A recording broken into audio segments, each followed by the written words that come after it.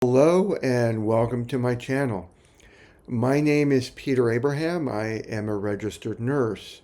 I've worked in cardiology, med-surg, long-term care and rehab with extensive rural home hospice experience. And today's episode, like last episode, is again for hospice nurses. If you like discussions about hospice nursing, end of life topics that can at times include chronic illnesses that eventually do become terminal, like dementia, for example, that is terminal, but you don't start off terminal. Have discussions on anticipatory grief, grieving, how to work through being emotionally resilient, as well as being semi-retired, sometimes book writing topics. Please stay tuned, like, comment, subscribe. Every episode, I do like to go over areas of gratitude since I've last published. I encourage everyone who watches my videos, please, every day, when you get up in the morning, at least when you are awake enough, what are you grateful for?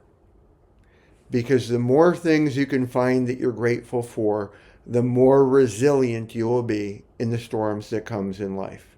And we do get storms, and I'm not talking weather, but sometimes a lot of tragedy and heartache comes when we least expect it.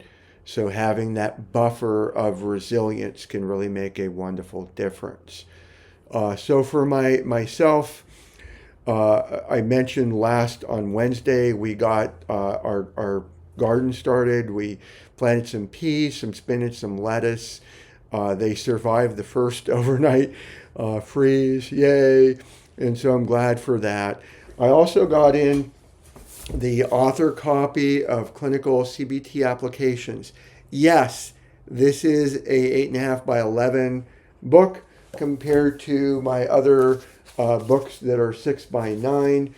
I made the decision when I was going through and editing this, initially doing it for 6 by 9 and realizing literally in order for it to have good readability, readability matters. If you're having lots of tabular content, readability matters. I don't want to have tables broken up all over the place. I want paragraphs to flow for my readers. So I'm looking at two different things. I'm looking at close to 400 pages, and the printing cost goes up per page. So 400 pages, I wanted to be able to price this within my under $25 for the paperback. The hardcover is a lot more, and there is a hardcover version of this. But I wanted to price it appropriately and focus on readability and worry about size less.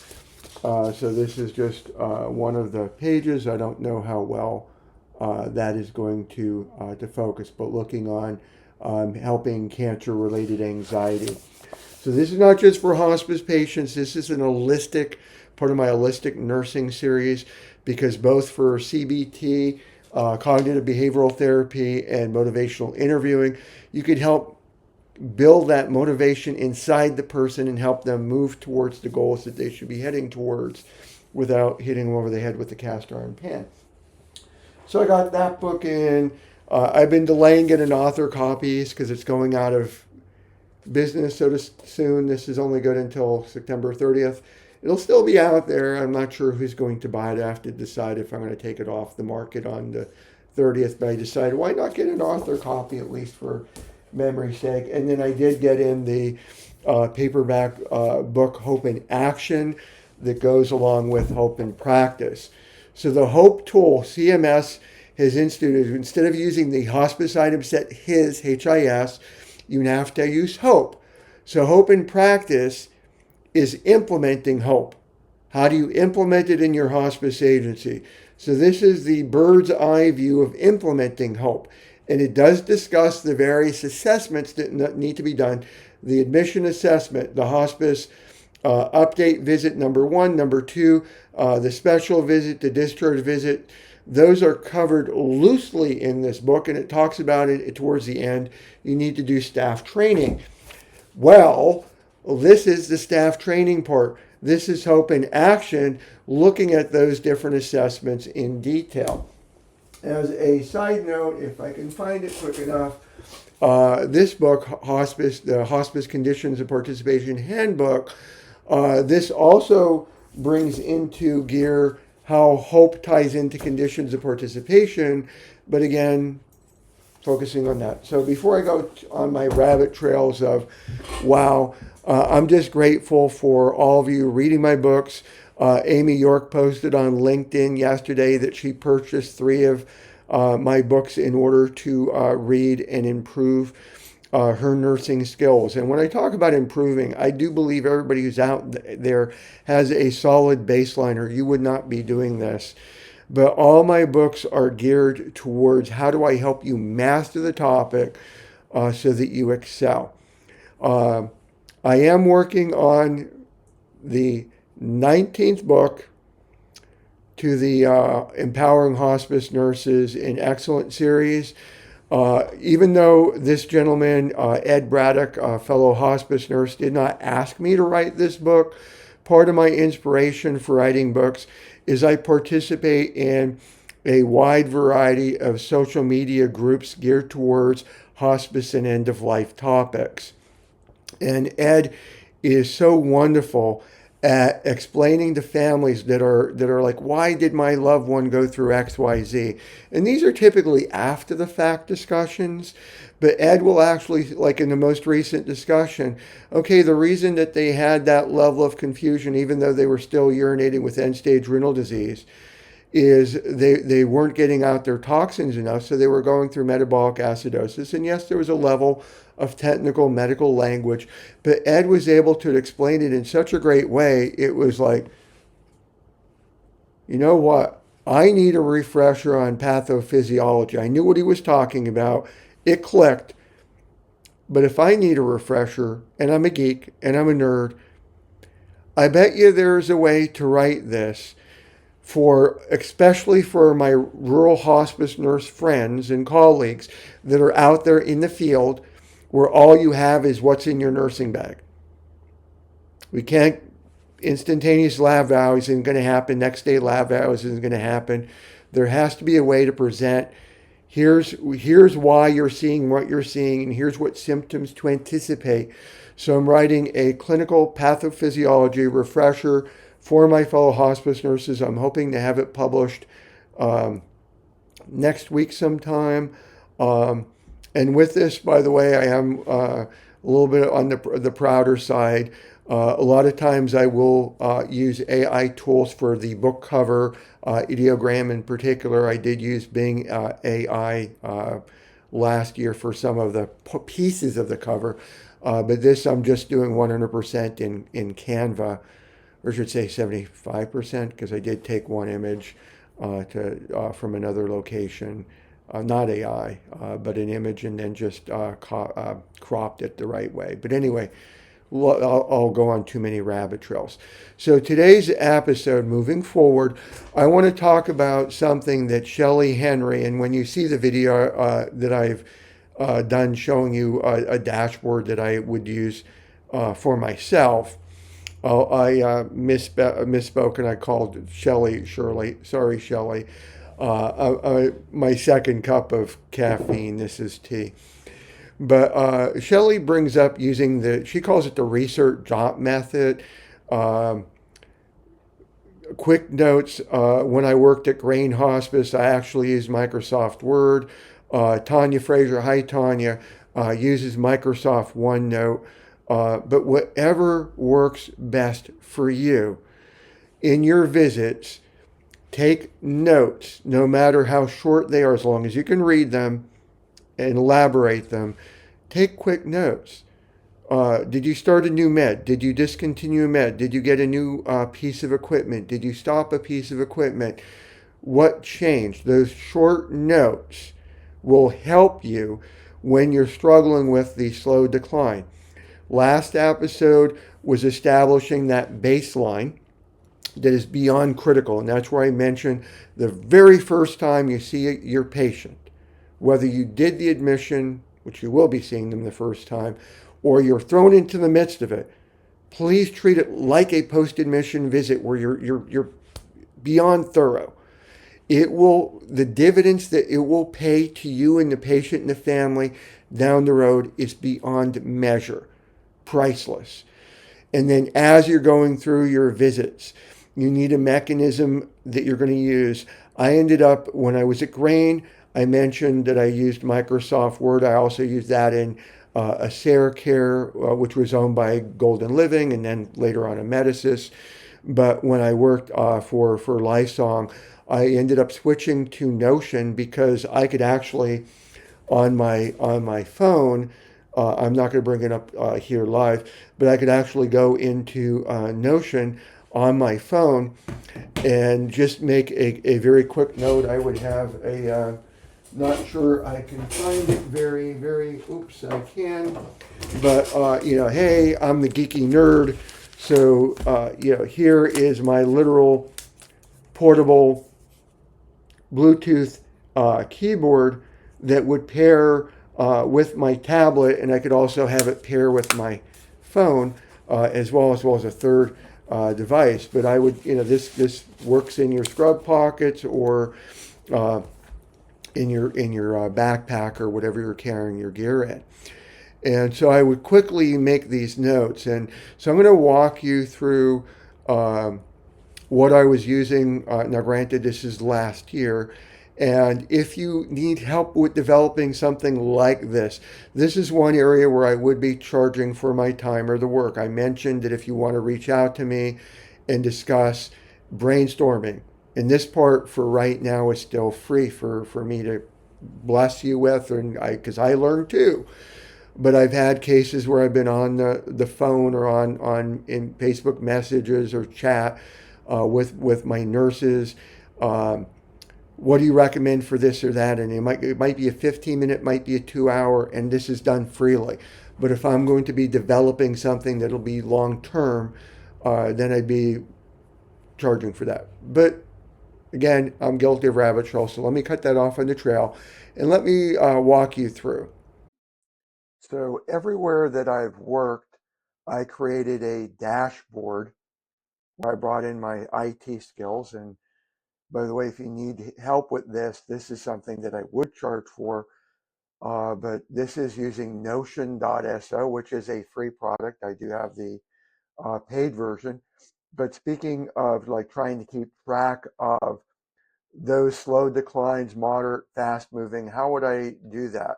Well, that's over in here. We'll look at the day to day, the hot list. Yellow, they're going through frequent change of condition. Maybe they were put on an antibiotic. Red, they're transitioning. Very frequent change of condition, imminent. They are actively dying. And then the IDG identification tracker. And let me just pull this up. And within here, I can go to the different other areas. I can go to my hot list, which is those are the very close ones to dying.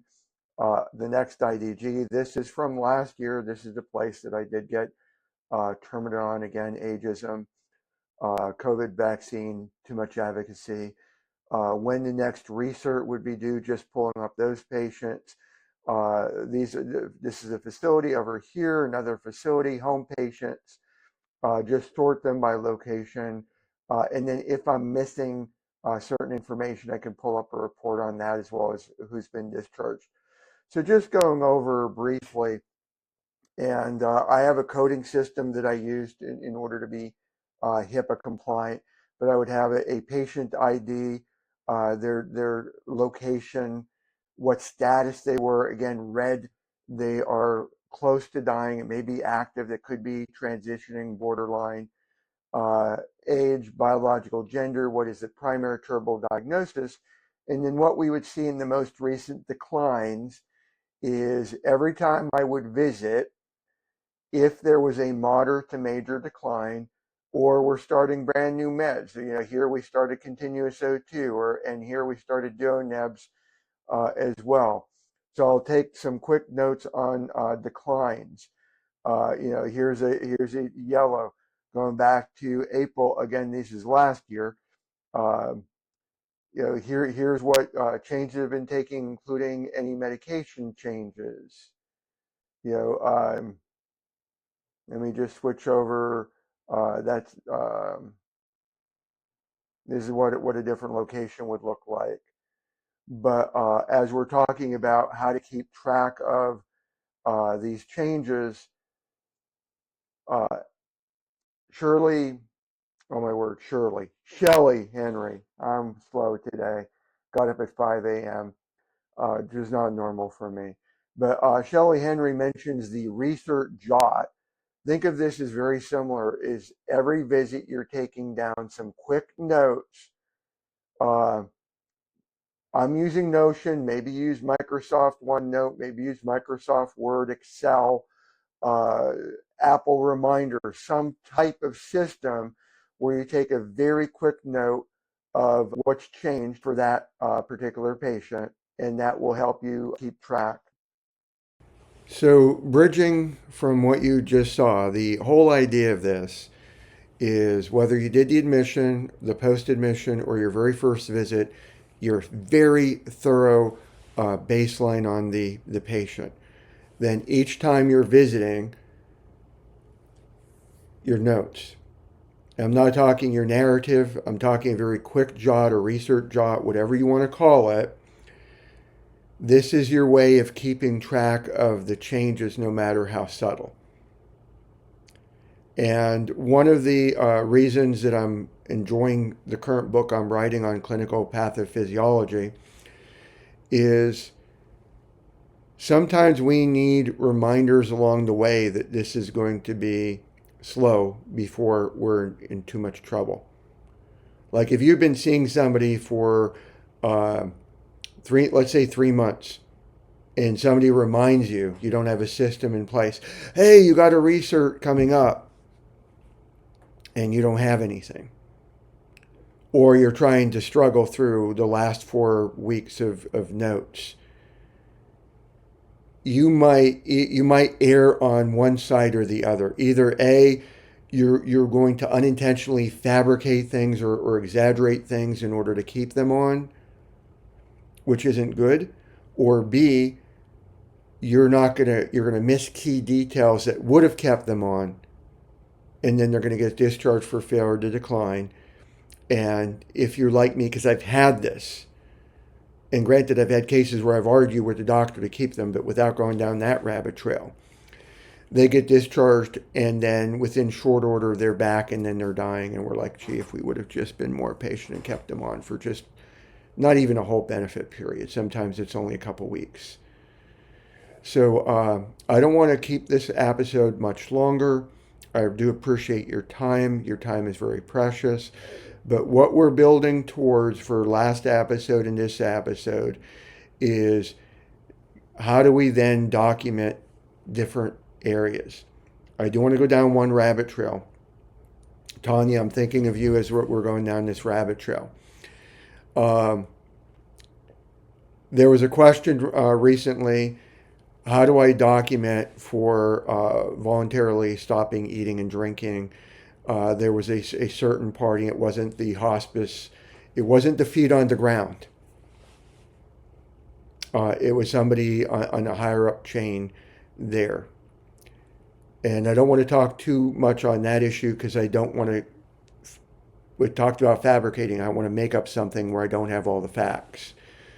But I saw, we talked about documentation, and it was beyond. When I say perfect, there's always going to be somebody, including myself. Oh, you could word it this way, or you could word it that way. It's the INFJ in me. There has to be a better way to word this.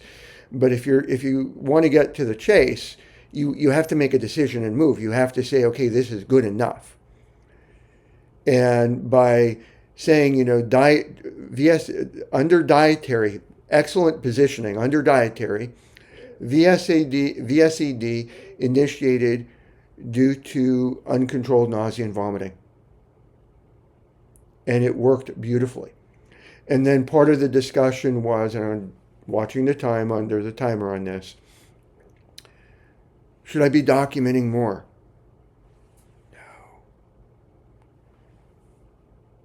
We want to document negatively. We want to document objectively whenever possible. We want to document to the point and stop. It is very easy to become defensive, and I've been guilty of this, where you feel you have to defend the position, and then you start putting in all this information to defend your position. And that creates a lot of problems, because anyone, I'm going to phrase this because I don't want to come across insulting, but anyone with a measure of intelligence is going to know this reads defensive.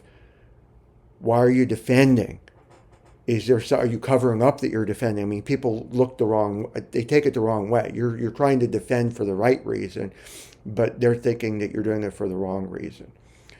But the bigger issue is, when I worked for Grain Hospice, one of the things I enjoyed, Carrie Denesi and their compliance department came up, I believe from Kentucky, and met with us in York. And they went over that a lot of the people that are auditing the charts are not clinicians. They're not doctors. They're not nurses. They have a bachelor or maybe a master's degree in something else other than medicine and healthcare. And they're reading your notes. And the more you put in, the more it's easy to confuse, the more it's easy for them to say, something doesn't sound right. So that's why I like that quick note system. Take those quick notes of decline. Liver disease, you're going to be measuring girth, MUAC, right arm, blah, blah, blah. Trying to be careful on rabbit trails. Take the notes on your visits. These are the short ones. I'm not talking, this is what's in your narrative. This is for you, for use on your research, for use for proving your case. What I showed you on that I'm using Loom, that dashboard walkthrough, that was not for, that was for internal use only. And granted, when I was at an IDG meeting, I'd have my laptop up and I'd have that up, and I'd be discussing the bullet points during IDG. But that's not what was sent out. What was sent out was in my narrative. Now, what I hope for next Wednesday, I'm hoping that I'll make a note, remember, I do want to walk you through, here is how I would handle a Recert note and a template. So these next several episodes are geared for hospice nurses if you're looking at, gee, should I come in next week?